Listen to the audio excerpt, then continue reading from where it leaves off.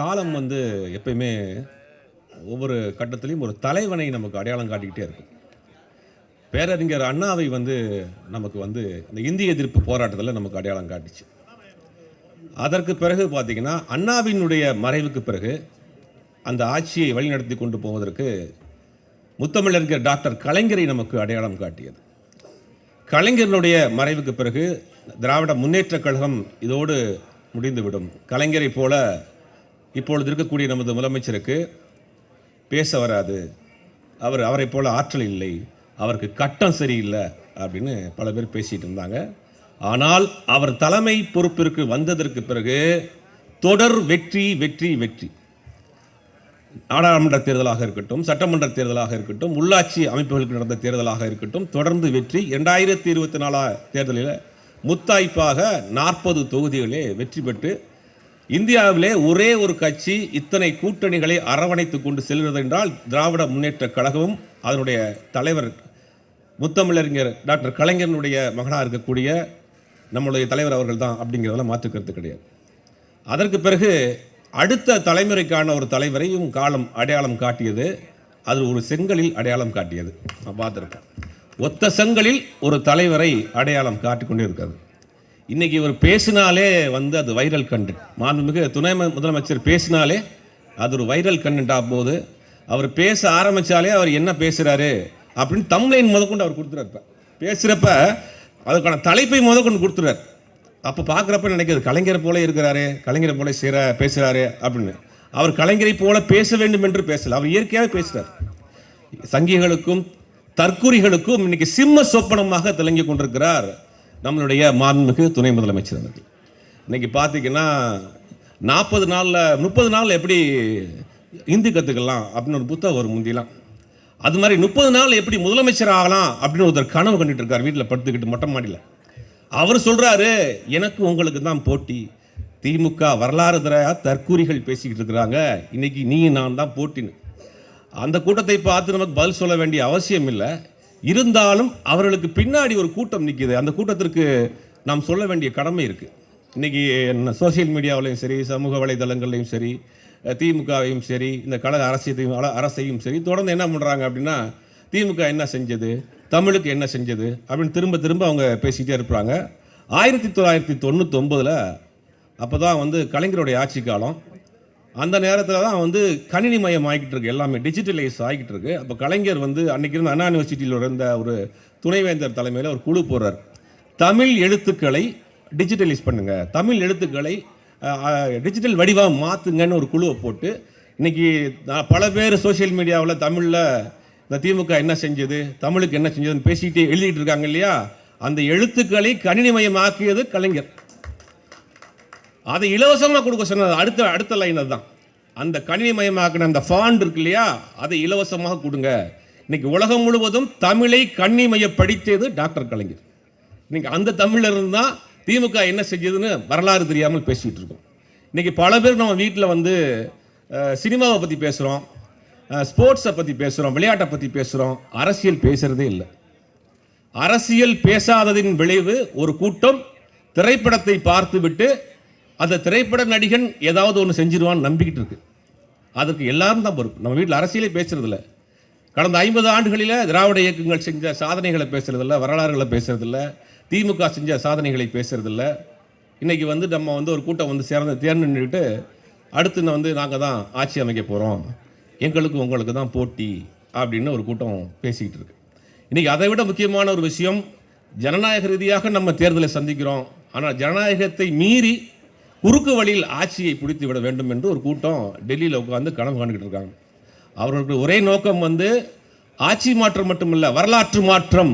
தமிழகத்தை அவர்கள் கைப்பற்றினால்தான் இந்தியாவினுடைய வரலாறை அவர்கள் மாற்ற முடியும். அதான் அவங்களுக்கு தமிழ்நாடு ரொம்ப முக்கியமான ஒரு மாநிலம். பிரதமர் வர்றாரு, அமைச்சர் வர்றாரு. நம்ம கீழடி நாகரிகம் சொல்கிறோம், அவங்க சரஸ்வதி நாகரிகம் சொல்கிறாங்க.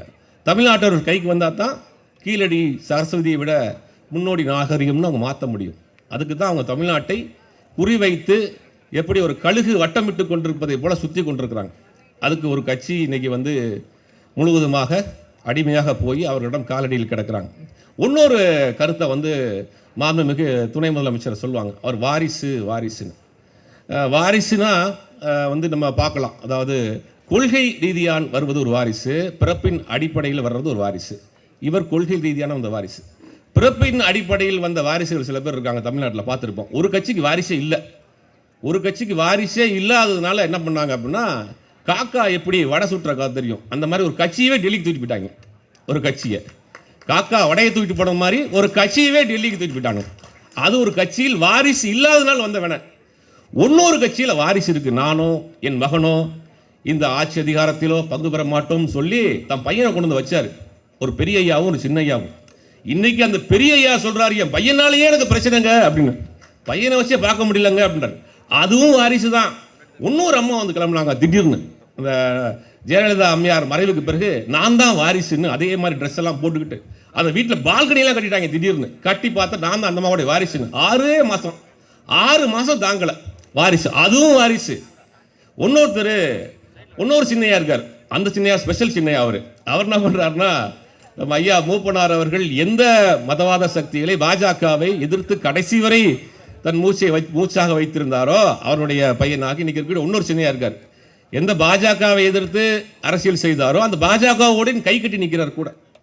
அவர் ஒரு சின்னையா. இவர்கள் எல்லாம் பிறப்பின் அடிப்படையில் வந்த வாரிசு. நம்மளுடைய துணை முதலமைச்சர் கொள்கையில் அடிப்படையில் வந்த வாரிசு. இதுதான் வாரிசுக்குள்ள வித்தியாசம். கொள்கையின் அடிப்படையில் உள்ள வாரிசு எப்படி இருப்பாங்க? சனாதனத்தை பற்றி பேசுறார். சனாதனத்தை பற்றி பேசுறாரு. என்ன பேசுறாரு? இதில் சாதி மத சாதி ரீதியான ஏற்றத்தாழ்வுகள் இருக்கு, அதில் ஒழிக்கணும் அப்படிங்கிறார். இவர் வந்து கடவுள் நம்பிக்கை உள்ளவர்களையோ கடவுளையோ அவர் விமர்சிக்கல, சனாதன தர்மத்தில் உள்ள அந்த ஏற்றத்தாழ்வுகளை விமர்சிக்கிறார். உடனே என்ன பண்ணாங்க, சங்கி பூரா இந்தியாவில் ஒரு மாநிலத்தினுடைய அமைச்சராக இருந்தவரை இந்தியா முழுவதும் பிரபலமாயிட்டாங்க.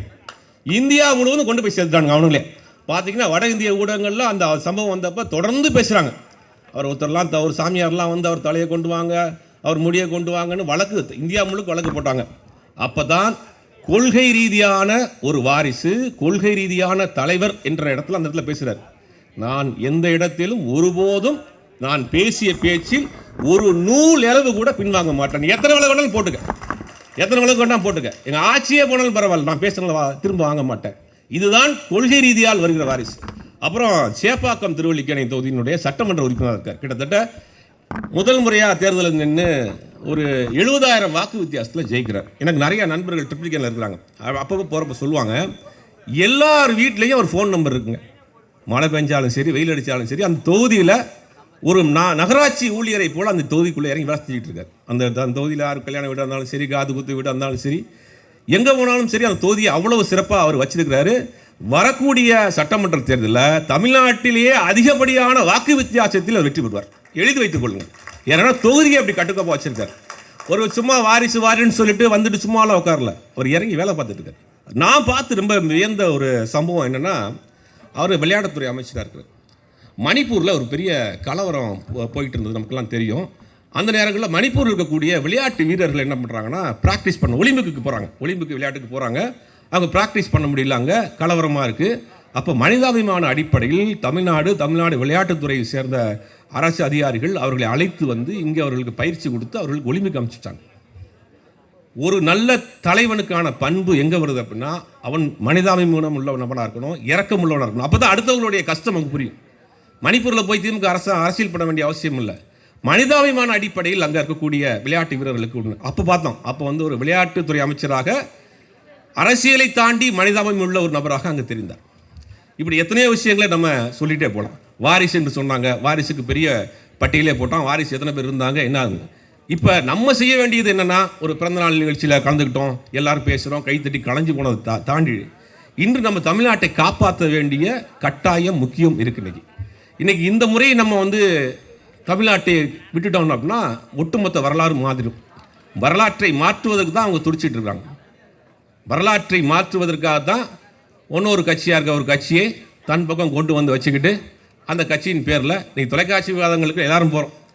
அதிமுக சார்பில் பேச வர்ற ஆட்கள் எல்லாருமே பார்க்குறப்ப அது வந்து கருப்பா காவியாங்கிறதே சந்தேகமாக இருக்குது. அந்த அளவுக்கு தான் பேசிகிட்டு இருக்காங்க. அது மாதிரி ஒட்டுமொத்தமாக ஒரு திராவிட கட்சி இன்றைக்கி வேறு ஒரு கலர் மாதிரி நிற்கிது. அங்கே அப்போ தமிழ்நாட்டை காப்பாற்றுவதற்கு திராவிட முன்னேற்ற கழகம் என்ற ஒரு இயக்கத்தை தவிர இன்றைக்கி வேறு வழி கிடையாது, காப்பாற்றி ஆகணும். கூட்டணி கட்சிக்குள்ளே ஏதாவது சலசலப்பை உண்டு பண்ணிடுவோம், ஏதாவது பண்ணிடுவோன்னு சில கோஷ்டி வந்து பேசிகிட்டு இருக்காங்க. அதுக்கு நாம் மாண்புமிகு துணை முதலமைச்சர் கூட சொன்னார், கை நம்மளோட தான் இருக்குன்னு. அதை வச்சு ஒரு பெரிய விவாதம் பண்ணாங்க. கை நம்மளோட தான் இருக்குது அப்படின்னா கை உடம்பு இருந்தால் கை கூட தானே இருக்கும். அதையும் கூட இன்றைக்கி உறுதிப்படுத்திட்டாங்க. அந்த மாதிரியான குழப்பங்களுக்கும் வழி இல்லை. அடுத்தடுத்து சிறப்பு பேச்சாளர்கள் நிறைய இருக்கிறாங்க. அதனால் என்னுடைய பேச்சை சிறிய உரையை முடித்துக் கொள்கிறேன். நன்றி, வணக்கம்.